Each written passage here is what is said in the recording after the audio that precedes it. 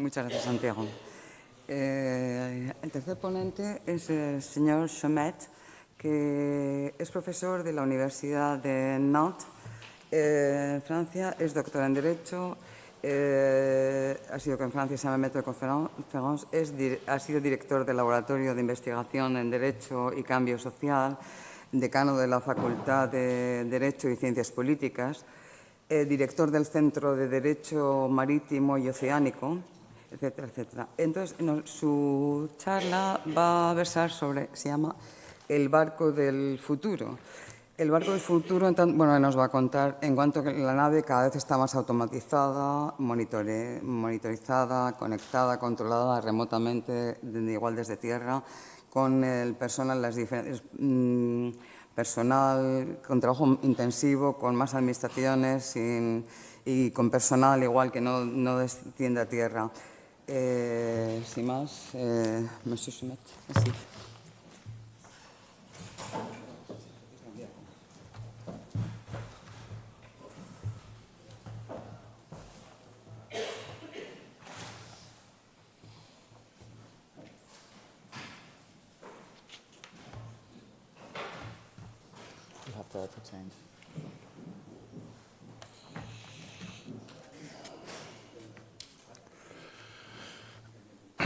Bonjour, je tiens d'abord à remercier les organisateurs de leur invitation. Je tiens aussi à remercier les traducteurs et traductrices. C'est un très beau métier qui respecte les langues quand on n'est pas polyglotte et qu'on écorche les mots habituellement. On m'a proposé d'envisager la question des conditions de travail des marins, notamment dans les évolutions technologiques et vers éventuellement aussi les navires du futur. Cette communication doit beaucoup à des travaux que je mène en commun avec ma collègue Olga Fotinopoulou-Bazurko, qui est professeur à l'Universidad del País Vasco, et avec un réseau de collègues espagnols qu'elle anime, ainsi qu'à des travaux menés par des organisations syndicales, la Fédération européenne des transports, Nautilus, le syndicat international des marins et des officiers britanniques et hollandais animé par Mark Dickinson, et par des travaux conduits par des jeunes sociologues qui s'intéressent aux équipages de la marine marchande, à la fois à l'université de Cardiff, le Seafarers International Research Center, Carl Sandberg, l'université de Stockholm, et deux jeunes sociologues françaises qui travaillent à l'université de Paris-Ouest Nanterre, là où on ne voit pas la mer, à la fois Angel Grovel et Claire Fléché. Alors, je laisserai de côté les marins-pêcheurs, le secteur de la pêche qui sera évoqué tout à l'heure et demain matin, avec des problématiques souvent proches de la marine marchande compte tenu des risques de navigation ou de tempête, mais avec des différences très fortes, puisqu'à la pêche, le travail reste très physique, avec le maniement des engins de pêche et le traitement du poisson. La pêche est très accidentogène et les travaux usent fortement les corps. La marine marchande a évolué de manière différente sur le plan technologique et a beaucoup moins d'accidents du travail. On pourrait presque dire que le travail y est confortable, sauf des évolutions vers un développement de l'intensité du travail et évidemment une charge mentale de cette activité de navigation beaucoup plus importante que peut-être les difficultés physiques aujourd'hui. L'évolution des équipages des navires marchands est globalement la même, mais l'impact est très diversifié, suivant qu'on s'intéresse aux activités portuaires, remorquage, pilotage, l'amanage, ou à la navigation côtière, vedette à passagers vers les îles. Quand le marin, le soir, rentre à la maison, ou au bout de 48 heures, sa situation est incomparable avec les navires de commerce internationaux qui vont aller au large, qui vont faire de la navigation hauturière et qui vont faire de la navigation transocéanique. C'est plutôt ces équipages internationaux de la marine marchande hauturière qui est le centre de mon intervention. Il faudrait plus de temps pour développer un certain nombre de comparaisons. L'évolution du travail des équipages a maintenant largement 40 ans, presque 50 ans, avec l'arrivée évidemment de l'informatique, des écrans à la passerelle, le développement de l'automatisation des machines, le développement des capteurs, et avec aujourd'hui une accélération de ce phénomène à bord des navires, comme évidemment dans toutes les activités industrielles. Certains fournisseurs de moteurs aujourd'hui demandent aux chefs mécaniciens de ne pas intervenir en cas d'incident ou de panne légère, mais de prendre contact avec le service de suivi du fabricant. Si le chef mécanicien ou le second mécanicien, quand même relativement compétent, touche trop à la machine, la garantie du constructeur disparaîtra. On a donc une organisation nouvelle qui se met en place avec des télécommunications qui respectent ou pas les décalages horaires. Peut-on réveiller le service de Wärtsilä quand on est au milieu du Pacifique alors qu'il dort, mais donc la veille est extrêmement réduite? Voilà, et la nouvelle organisation, évidemment, qui est absolument indispensable. Les navires sont de plus en plus grands, de manière à faire des économies d'échelle, et les équipages sont de plus en plus réduits, aussi bien à la passerelle que à la machine.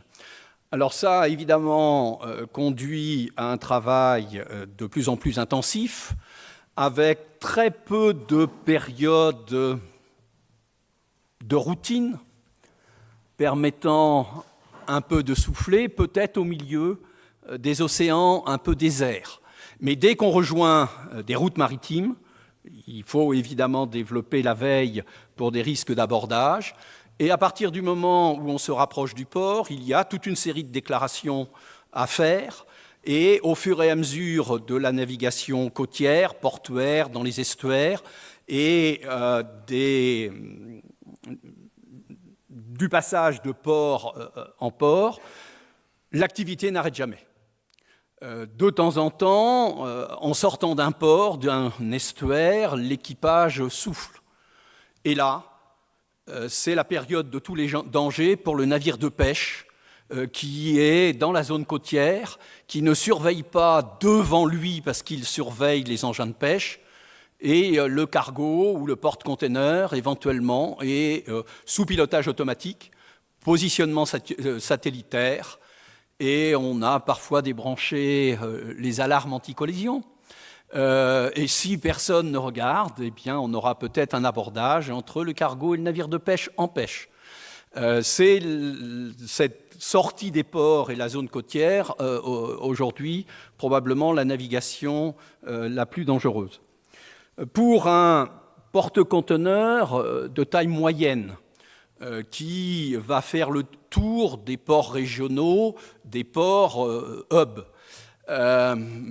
il y a une escale toutes les 48 heures. Dès lors, les opérations portuaires n'arrêtent pas et les opérations de préparation de l'escale portuaire pour ne pas rater la tranche horaire de portique est absolument permanente. Donc des journées longues, un travail évidemment de reporting considérable. La Convention SOLAS a beaucoup évolué depuis une vingtaine d'années, à travers notamment le code ISM sur la sécurité intégrée, de manière à ce que la sécurité ne soit pas simplement l'affaire du navire, mais soit aussi l'affaire de l'armement. Et donc, le capitaine est censé pouvoir contacter un représentant de l'armement à terre en cas de difficulté. C'est la certification ISM. Concernant le naufrage du navire pétrolier Prestige, le capitaine Mangouras, qui avait 67 ans, a-t-il pu contacter en pleine tempête le responsable du code ISM de l'armement à terre? Je n'en suis pas sûr, le navire ayant 20 ans d'âge, la compagnie étant extrêmement petite, en réalité, il s'est débrouillé tout seul, c'est-à-dire que la tempête a cassé le navire. Et le naufrage et la marée noire est évidemment intervenu.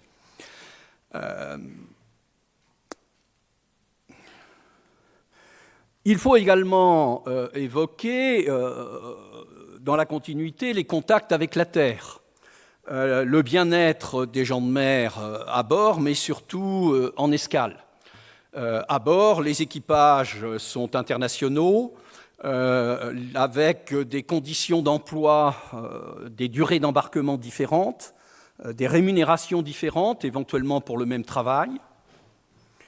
J'explique régulièrement à mes étudiants que le principe à travail égal, salaire égal, se dissout dans l'eau salée. Il s'applique à terre, avec plus ou moins de facilité, et compte tenu des mécanismes d'immatriculation du navire, il disparaît en mer.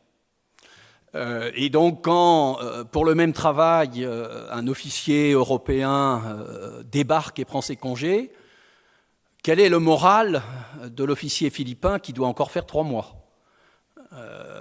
et qui doit ensuite, évidemment, faire équipe avec peut-être un nouveau lieutenant philippin.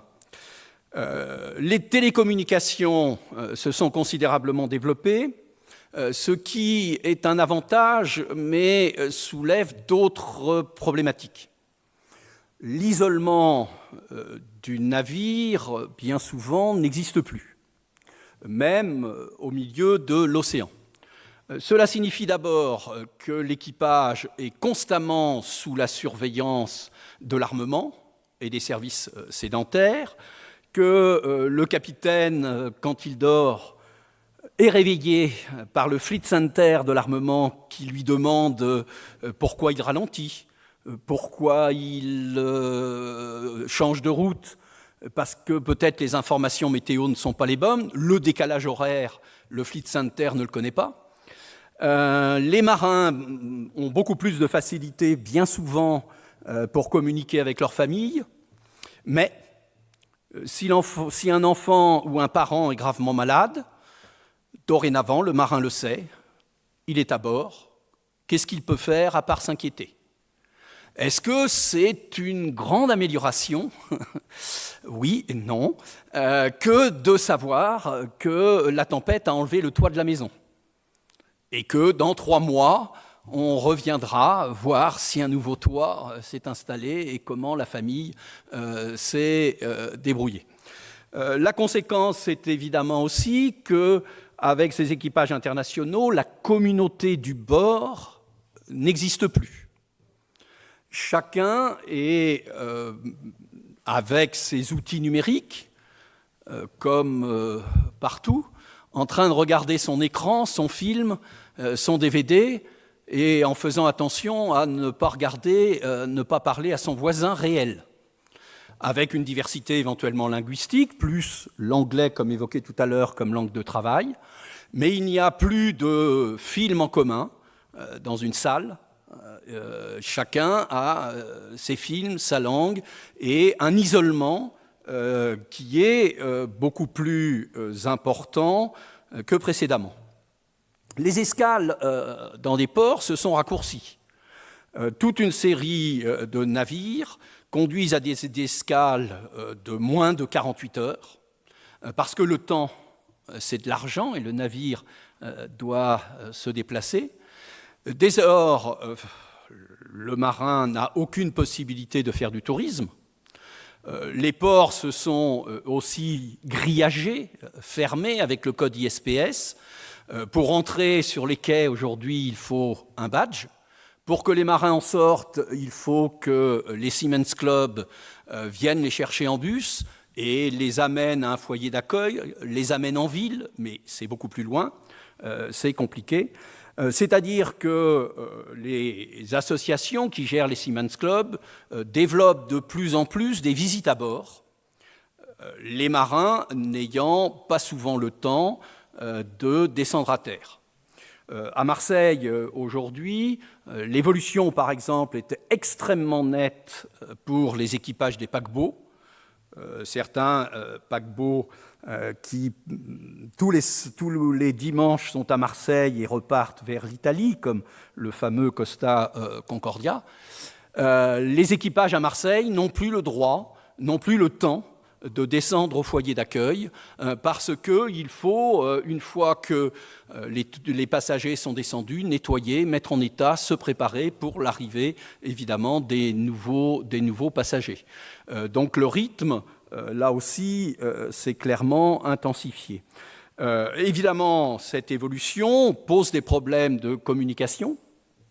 Un certain nombre de marins, dans les entretiens, lorsqu'ils sont restés plus de 6 mois à bord, beaucoup de marins philippins, malgaches, kenyans, parlent non pas du navire, mais parlent de leur prison.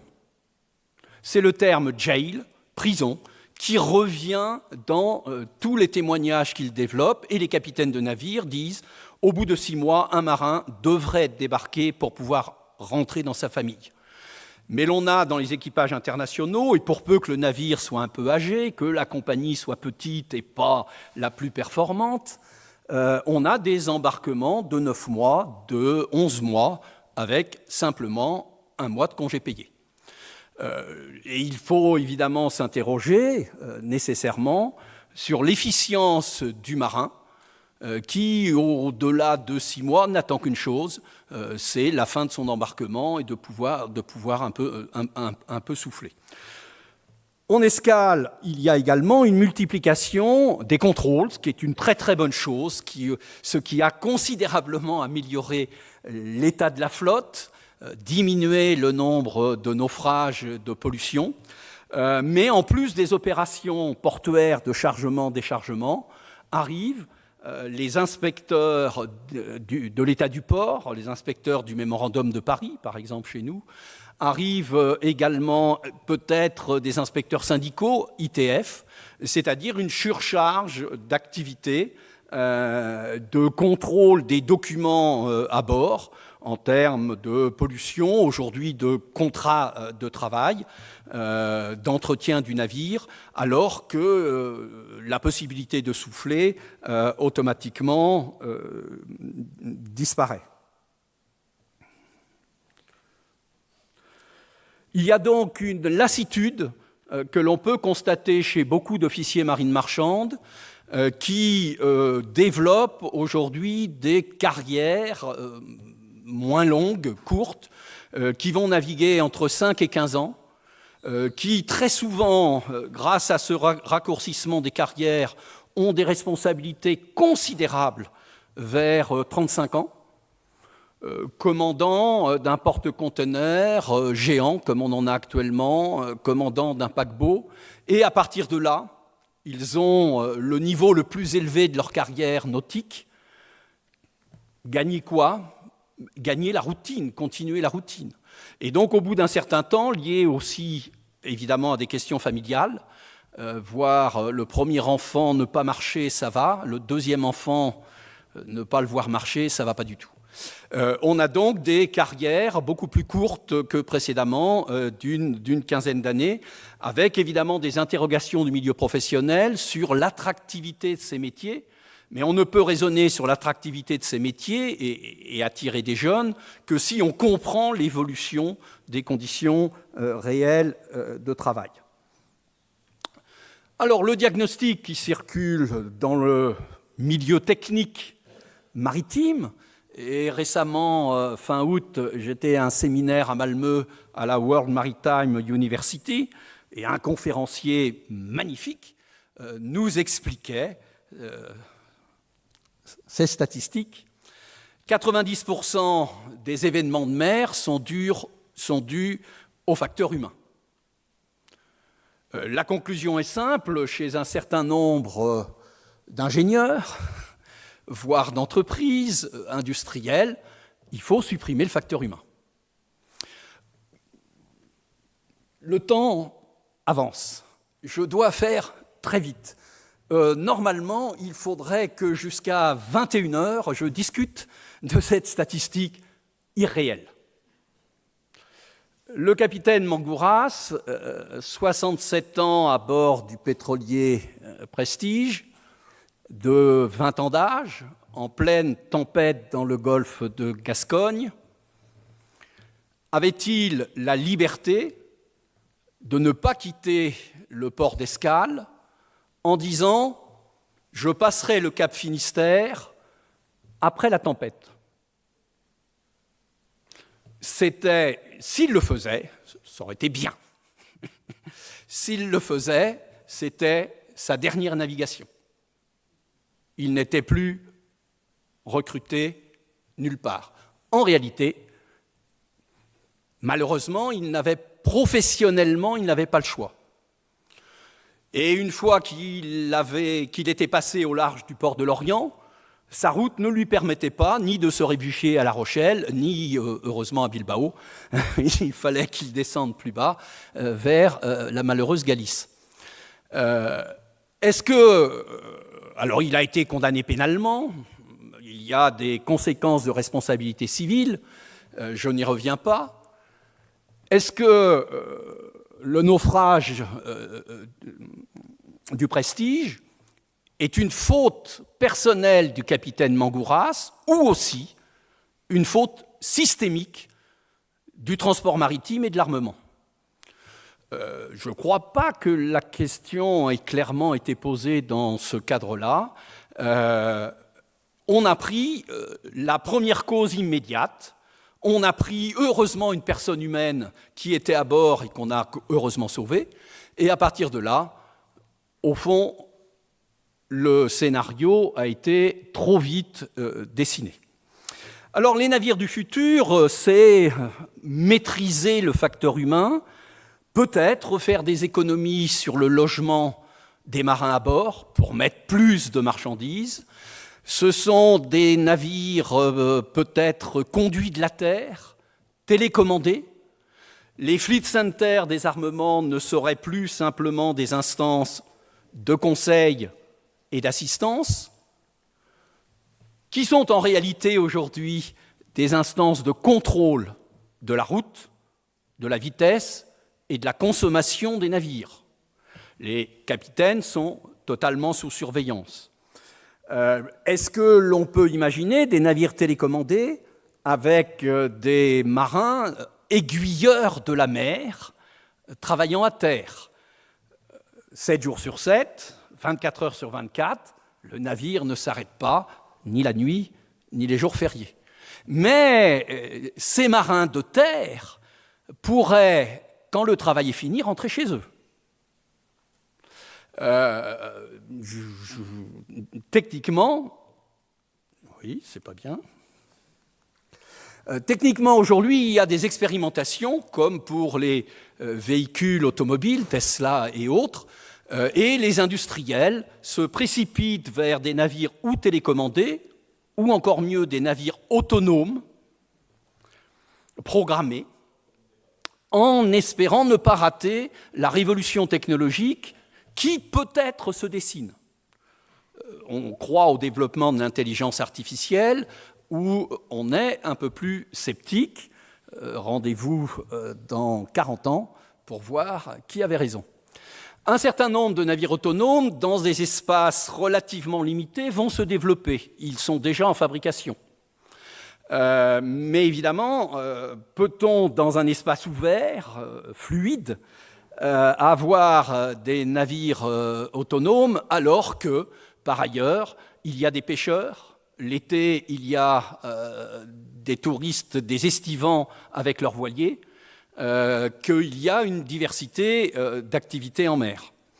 Alors, bien évidemment, je ne vais pas détailler, le temps étant presque écoulé. Il faudrait développer l'ensemble des questions juridiques que cette évolution technique pourrait engendrer. Il y a une commission juridique qui a travaillé à Londres à l'Organisation maritime internationale et qui a déjà produit un rapport cette année sur la question. Un navire véritablement autonome ou un navire télécommandé avec personne à bord, c'est un changement de paradigme total. Jusqu'à présent, on a toujours pensé la navigation avec une présence en mer d'êtres humains, avec notamment, au-delà des machines, une veille à la passerelle, en particulier dans le brouillard. Probablement une des difficultés aujourd'hui dans l'interface humain-machine, c'est la trop grande confiance dans les simulateurs de passerelle, dans les écrans, et la perte d'une expérimentation d'un savoir-faire supérieur à la machine en fonction de ces incertitudes. Je n'ose évoquer la question des naufragés en mer, ni aujourd'hui en Méditerranée, ni l'été des estivants, dont le bateau à moteur n'a plus d'essence. L'idée aujourd'hui, c'est que tout marin a l'obligation de sauver les personnes en détresse en mer, avec des navires fantômes, sans humain à bord. Qui peut me sauver quand je n'ai plus d'essence à mon moteur? Personne. Il faudra envoyer manifestement un hélicoptère. Et donc le risque, l'évolution va être probablement lente, mais l'expérimentation de ces nouvelles technologies va se faire. Et le risque est évidemment de développer des activités en mer, mais dans une mer plus déserte qu'avant. Il restera les fameux navigateurs de la route du Rhum, du Vendée Globe, les fous qui vont justement naviguer à très grande vitesse dans les zones désertes. Je ne sais pas si c'est une grande amélioration. Et donc, une des questions pour terminer, c'est évidemment si les navires sont télécommandés ou programmés par des algorithmes, quelles doivent être les compétences nautiques, l'expérience de navigation de ceux qui fabriquent et qui mettent en œuvre ces nouvelles machines. Et quelle doit être derrière leur responsabilité? Des navires absolument autonomes, enfin des bâtiments de mer autonomes, doivent-ils relever d'une nouvelle catégorie juridique renforçant la responsabilité des opérateurs, comme ce serait le cas aujourd'hui de navires marchands à propulsion nucléaire? Nous avons des conventions internationales là-dessus, et c'est pour ça que nous n'avons pas pratiquement de navires marchands à propulsion nucléaire. Ou doit-on admettre que des bâtiments de mer autonomes restent des navires et relèvent du droit maritime international classique, avec ses qualités et avec ses défauts? Je vous remercie de votre attention.